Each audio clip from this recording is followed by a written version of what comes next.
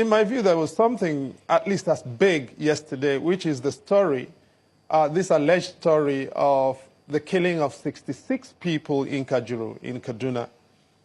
And that story, if you noticed, was broken by the Kaduna State Governor with his personal publicist, Muyiwa Adekeye, standing by his shoulder. No police officer, no SSS officer, no security person in the vicinity. And he was throwing out words that were calculated to be very incendiary on the eve of very difficult elections about a location that is very difficult and has had historical problems with violence across communities. And he was dropping these bromides like he was on some substance, with all due respect. And I spent all of last night trying to verify from all the sources in Kajuru, and nobody can verify or substantiate that there has been a killing of 66 people in Kajuru over the past few days. And INEC has got to deal with this kind of reality. Okay? It is not just logistics. It is politicians with all manner of designs. And I think it is important, as we deal with the story of this question of postponement, to begin to call out politicians to order.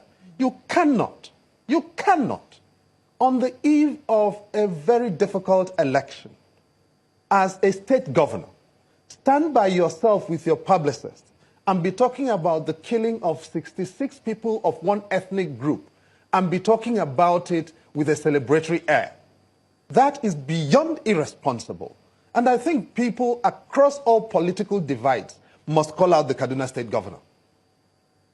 And any other governor in this country who tries this kind of thing on the eve of this kind of event in our country must be called out.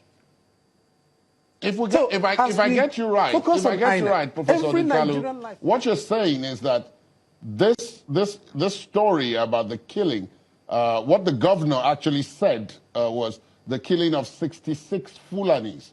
That was the phrase he used. That what you're saying is that it may just as well have been a hoax, since you haven't been able to confirm it from any of the people that you know in the area. I am saying this with every sense of responsibility. All I spend my life doing around this election is dealing with violence and atrocities. And when I heard this story yesterday, as I said, I spent the entire night calling up all the sources I know in Kajuru. And I spend a lot of time working on southern Kaduna.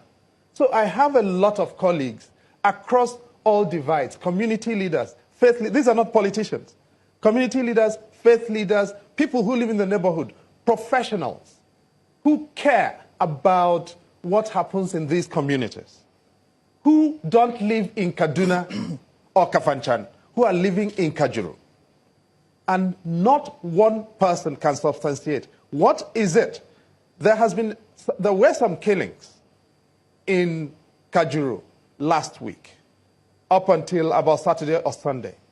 The best numbers we can get, and every life matters, so I'm not saying this carelessly, about 10, 11 people were reportedly killed in Kajuru about Sunday. As a matter of fact, there are still victims from that killing at St. Gerard's Hospital in Kaduna.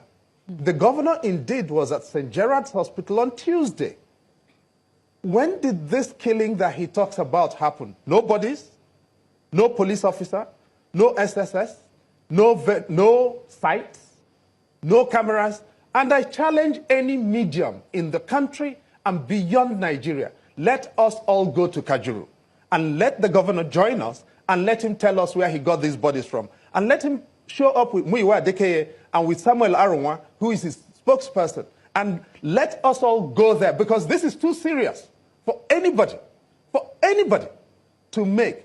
I say this as a Nigerian who believes in this country, who believes every life matters. This is too serious for any governor to say and get away with at this election. And that is why I keep coming back to this Kajuru story, because we must never allow that story to get away. 66 Nigerians killed, that's 66 too many. If anybody claims that 66 people were killed in Kajuru this week, including the state governor of Kaduna State. Let us all go and verify it. Okay, Mr. I'm not willing to allow that story to go away. It is not true.